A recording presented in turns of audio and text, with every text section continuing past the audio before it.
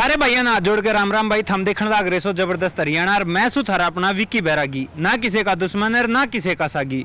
बड़ौदा चुनाव की गर्मी शिखर में जारी है और चिंता की बात यह है कि कोरोना संकट के दौर में यो चुनाव बड़ौदा ने कदे कोरोना का घर ना बना देवे। इन नेता खातर तो जानते ज्यादा राजनीति प्यारी हो रही है। और हरियाणा में जब आज की बात करूं तो मुख्यमंत्री समेत हरियाणा के 10 विधायक कोरोना पॉजिटिव हैं। कोरोना संकट के इस दौर में आजकल बड़ौदा में इतने राजनीतिक दौरे होने लग रहे हैं, इतनी राजनीतिक सभा होने लग रही हैं कि कदे भी बड़ौदा में कोरोना का बम फूट सके से।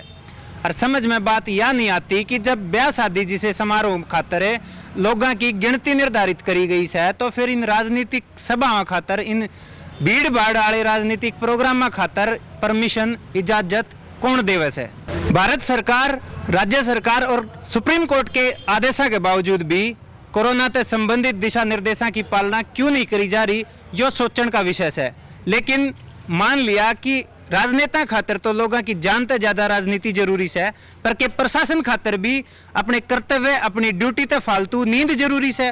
नींद में क्यों कहूँ सू, एक बार गोहाना के एसडीएम का जो बयान सुन लो थम, फिर हमने नेता ने भी तय भी मिलवाएंगे।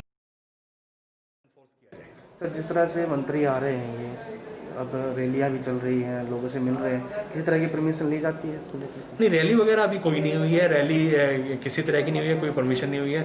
इसके अलावा हाँ, संज्ञान में आया है कि कुछ जनसभाएं हुई हैं, तो वो जनसभा हुई हैं, उसके अंदर नंबर जो लोगों का है वो बहुत कम रहता है। जो सोशल डिस्टेंसिंग और जो मास्क है वो ये संज्ञान में आया कि उसकी अनुपालना करते हैं। ये आप क्या कह गए एसडीएम साहब?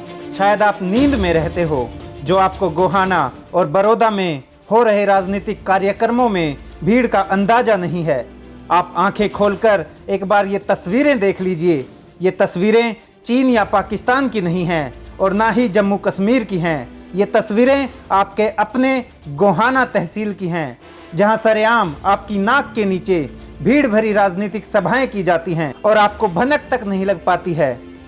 आपको तो ये भी नहीं पता एसडीएम साहब कि आपकी नाक के नीचे इस कोरोना संकट में आपकी ही इजाज़त के बिना सत्तारूढ़ पार्टी के एक टिकट दावेदार ने आपके गोहाना में रोड शो तक कर दिया।